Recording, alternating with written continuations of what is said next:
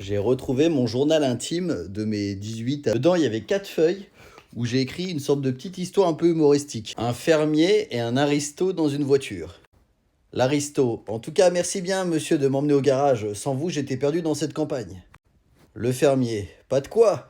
C'est que c'est pas souvent, vous savez, qu'on trouve des personnes comme vous ici. Ouais, j'imagine. Très belle voiture en fait, hein. Ça faisait des années que je n'avais pas vu ce genre de modèle. Ouais, c'est une voiture transmise de père en fils. Elle est depuis 3 générations dans la famille.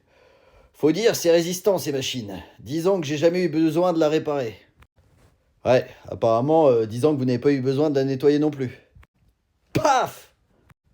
Vous avez entendu? Non? De quoi? J'ai entendu comme une explosion.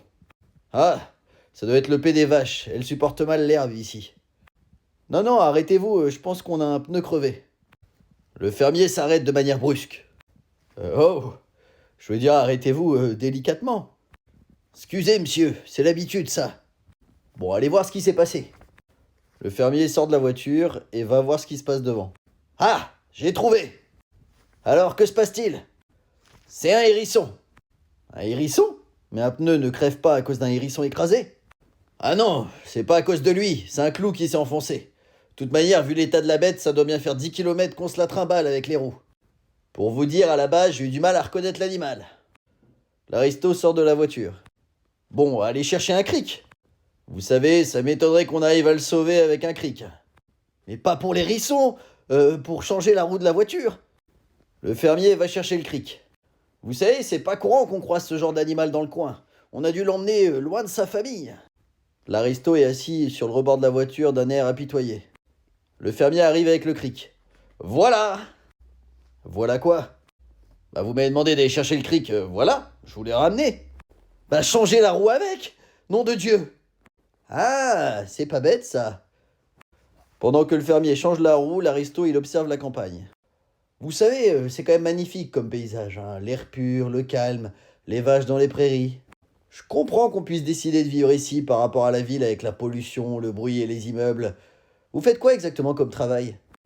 Moi, je suis chargé de ramasser les engrais pour faire fertiliser la terre. Ben, je ramasse le purin des vaches, je le stocke et je le répartis dans les champs pour faire pousser les patates. Ah, ouais, j'imagine qu'avec ce travail, l'air pur est un peu plus difficile à trouver. Oh, vous savez, au départ, on le sent, mais après quelques semaines, les pieds dedans, on s'y habitue. Ah, ok. Vous savez, un jour, je me suis baladé toute la journée avec de la merde jusqu'aux genoux. Ben, vous savez quoi? Non. Ben, s'il n'y avait pas eu les mouches pour m'emmerder, ben, je serais parti au restaurant avec. Ah, vous allez au restaurant? Oui, chez mon copain Patrick. Il m'a fait tester une nouvelle recette la dernière fois, c'était bien bon. Ça s'appelait les tripes de porc aux pommes de terre farcies à l'oignon. Un délice. Je vous ferai goûter un soir. Oui, oui, on fera ça un soir. Le téléphone de l'aristo sonne. Allô? Ouais, chérie. Ouais, je sais, mais j'ai eu un contretemps. Occupe-les, je sais pas, moi, fais-leur un striptease, n'importe quoi, mais occupe-les. Allô, allô? Allô? Oh putain, plus de batterie. C'était votre gonzesse, non? Oui, c'était ma femme. Un jour, j'avais une vache, elle avait l'épi tellement dur que j'ai dû la traire pendant 4 heures. Oui, quel est le rapport? C'est pour vous dire que parfois les femmes, elles nous en font baver quand même. Pardon, ouais, j'avais pas vraiment compris le lien. Alors, vous l'avez changé cette roue? Oui, voilà, c'est fini. Euh, mais la roue, elle est crevée. Oui, monsieur, c'est pour ça qu'on l'a changée. Saleté de clou, va. Non, mais je parle pas de celle-là, je parle de celle que vous venez de changer, elle est crevée aussi. Ah, ouais, c'est embêtant ça. C'est vrai qu'il y a quelques années, je crois que j'ai eu une autre crevaison. Mais comment on va faire? On est au milieu de nulle part, notre voiture est foutue, on n'a pas de téléphone.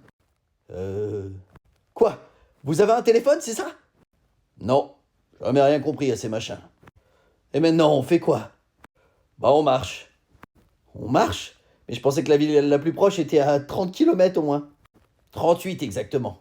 Je le connais bien ce coin, j'y ai passé toute mon enfance. Et vous voulez marcher 38 km? Mais vous êtes fou! Allez, plus vite on sera parti, plus vite on sera parti. Vous faites preuve d'un esprit impressionnant, parfois. Allez, je vais vous apprendre les chansons de notre coin pendant qu'on marche, on va bien se marrer.